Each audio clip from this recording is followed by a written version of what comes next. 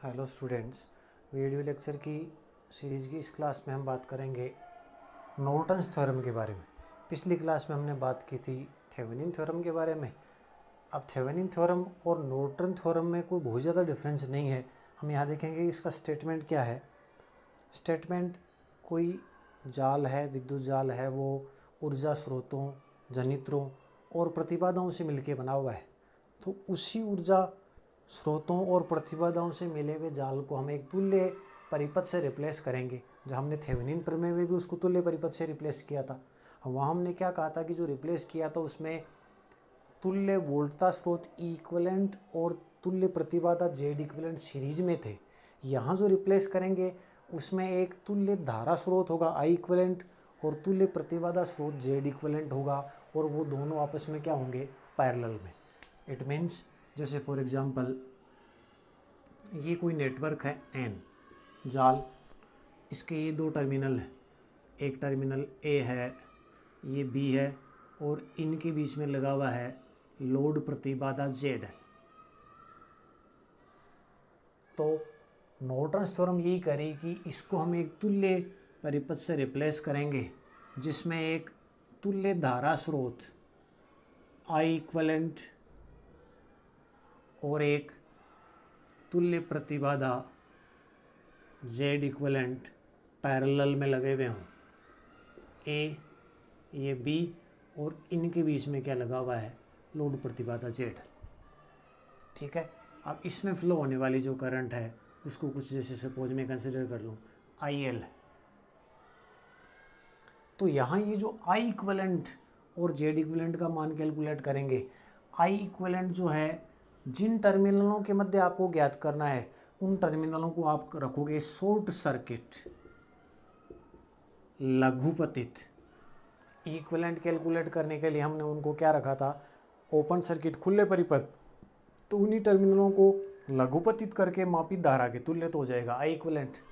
फिर Z equivalent तो उसी की भांति ज्ञात होगा जैसे हमने कैलकुलेट किया था थेवेनिन में, यानी जिन टर्मिनलों के मध्य कैलकुलेट करना है उनको खुला रखकर मापित प्रतिबाधा के तुल्य होगा, जबकि अन्य सारे सभी जो ऊर्जा स्रोत हैं उनको किससे प्रतिस्थापित कर दिया जाए, उनकी आंतरिक प्रतिबाधा से।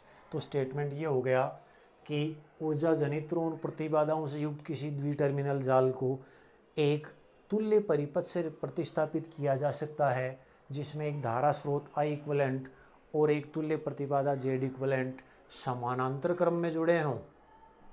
वहाँ आई इक्वलेंट का मान जाल के दोनों टर्मिनलों को लघुपतित शॉर्ट सर्किट करके उनके मध्य मापित धारा के तुल्य होगा, और जेड इक्वलेंट का मान उन्हीं टर्मिनलों को खुला रखकर उनके मध्य मापित प्रतिबाधा के तुल्य होगा, जबकि बाकी सारे के सारे जो ऊर्जा स्रोत हैं उनको आंतरिक प्रतिबाधाओं से प्रतिस्थापित कर दिया जाए। ठीक है। अब इसको प्रूफ करने के लिए हम थेवेनिन प्रमेय का उपयोग करते हैं। थेवेनिन प्रमेय का सहारा लेके इसको सोल्व करेंगे। तो प्रूफ करते हैं। प्रूफ जैसे हमने कंसिडर कर लिया एक नेटवर्क एन, दो टर्मिनल के बीच में लोड प्रतिबाधा लगी हुई है जेड। थेवेनिन प्रमेय हमने ये कहा था कि इसको एक इक्विवेलेंट सर्किट से रिप्लेस करेंगे जिसमें ई इक्विवेलेंट और जेड इक्विवेलेंट सीरीज में होंगे। ए, बी, ये जेड है। ठीक है। मान लिया इसमें फ्लो होने वाली करंट को मैंने लोड प्रतिबाधा में फ्लो होने वाली करंट को लिख दिया मैंने आई एल। तो इस तुल्य परिपथ से अगर आई एल लिखूँ मैं, ये जाल था आपका, ये थेवेनिन समतुल्य परिपथ बोलते हैं, थेवेनिन इक्विवेलेंट सर्किट। तो मैं लिख रहा हूँ थेवेनिन समतुल्य परिपथ से, थेवेनिन समतुल्य परिपथ से जो लोड धारा आई एल है उसकी वैल्यू क्या होगी, टोटल वोल्टेज इक्वलेंट अपॉन कुल प्रतिबाधा जेड इक्वलेंट और जेड एल सीरीज में, तो ये हो जाएगा जेड इक्वलेंट प्लस क्या हो जाएगा जेड एल। इसको दे दिया मैंने फर्स्ट। अब आई इक्वलेंट तो हमने ये कहा था कि वो उन टर्मिनलों को क्या करने के बाद में होगा, शॉर्ट सर्किट करने के बाद। यानी अगर मैं लघुपतित धारा कैलकुलेट करूं, नाउ लघुपतित धारा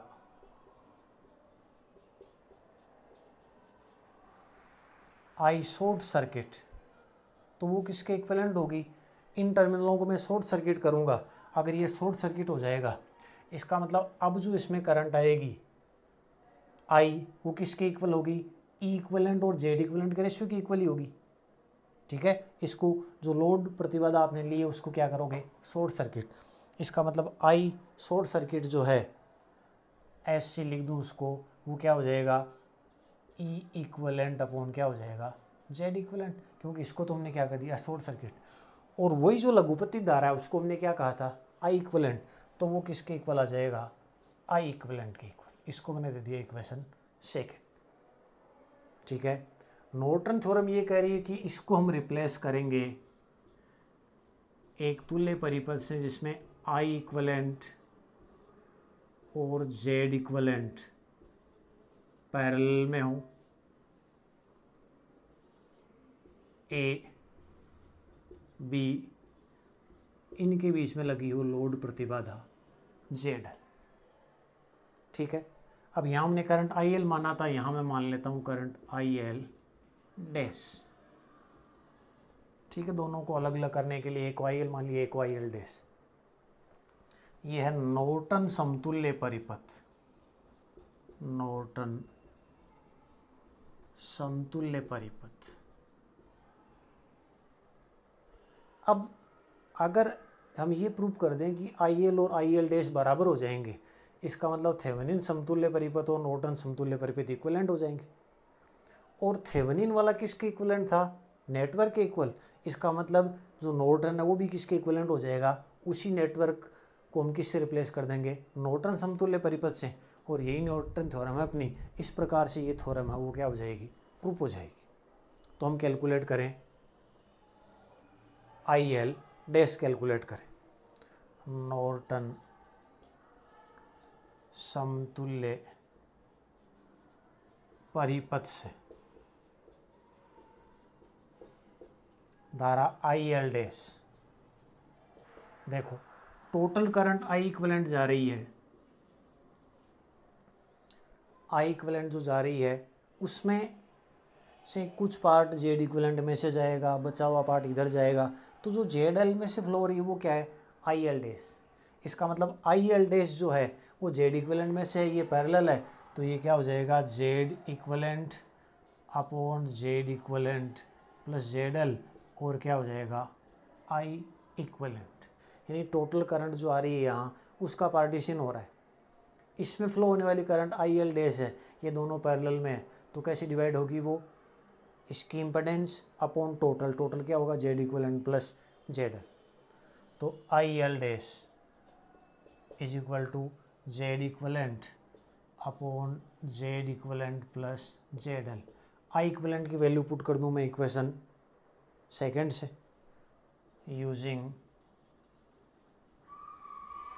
इक्वेशन सेकेंड। आई इक्विवेलेंट को क्या लिख दूं, E equivalent upon Z equivalent.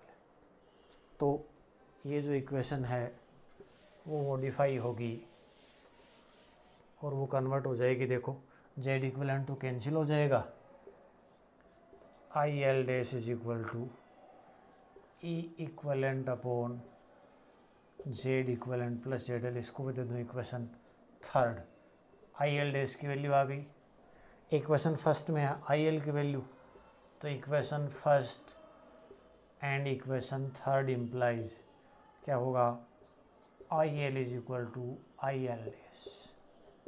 आई एल तो क्या थी, थेवेनिन समतुल्य परिपथ मानने पर लोड में प्रवाहित धारा। आई एल डैश क्या थी, नॉर्टन समतुल्य परिपथ मानने पर लोड प्रतिबाधा में प्रवाहित धारा। तो ये जो समीकरण 4 है वो ये प्रूव कर रहा है कि दोनों में प्रवाहित धारा का मान क्या हो गया सेम, यानी ये दोनों सर्किट है वो क्या हो गए इक्विवेलेंट यानी ऐसा कहा जा सकता है कि ऊर्जा स्रोत और प्रतिबाधाओं से युक्त जो द्विटर्मिनल जाल है उसको आई इक्विवेलेंट और जेड इक्विवेलेंट के पैरेलल कॉम्बिनेशन से रिप्लेस किया जा सकता है, जहां आई इक्विवेलेंट उन टर्मिनलों को लघुपतित शॉर्ट सर्किट करने के बाद मापित धारा के तुल्य होगी और जेड इक्विवेलेंट का मान उन टर्मिनलों को खुला रखकर उनके मध्य मापित तुल्य प्रतिबाधा के तुल्य होगा, जबकि अन्य सभी ऊर्जा स्रोत है उनको उनकी आंतरिक प्रतिबाधाओं से प्रतिस्थापित कर दिया जाए। ठीक है, इस प्रकार हमने पिछली क्लास में थेवेनिन थ्योरम का और इस क्लास में नॉर्टन थ्योरम का स्टेटमेंट और इनका प्रूफ कैलकुलेट कर लिया था। पिछली क्लास में भी बताया था कि क्वेश्चन है वो स्टेटमेंट का, प्रूफ का, और इस पे कोई एग्जाम्पल भी आ सकता है। तो सोल्व करने का तरीका एक जैसा ही होगा। जैसा हमने थेवेनिन में कहा था उसी भांति आप नॉर्टन में कैलकुलेट करोगे। कैलकुलेट मतलब नॉर्टन में क्या क्या कैलकुलेट करना होगा आपको, आई इक्विवेलेंट कैलकुलेट करना होगा और क्या कैलकुलेट करना होगा, जेड इक्विवेलेंट कैलकुलेट करना होगा। तरीका सिंपल है, आई इक्विवेलेंट जब कैलकुलेट करना है तो उन टर्मिनलों को आप क्या कर देना, शॉर्ट सर्किट, तो वो तो क्या आ जाएगा आई इक्विवेलेंट। फिर जेड इक्विवेलेंट कैलकुलेट करना चाहो तो उनको क्या कर देना, ओपन, और प्रतिभा जो स्रोत है उनको प्रतिबाधाओं से रिप्लेस करके क्या कैलकुलेट कर लोगे, तुल्य प्रतिबाधा। इस प्रकार आप नॉर्टन प्रमेय से जुड़े हुए कोई भी जो क्वेश्चन है उनको आप हल कर सकते हो। ठीक है।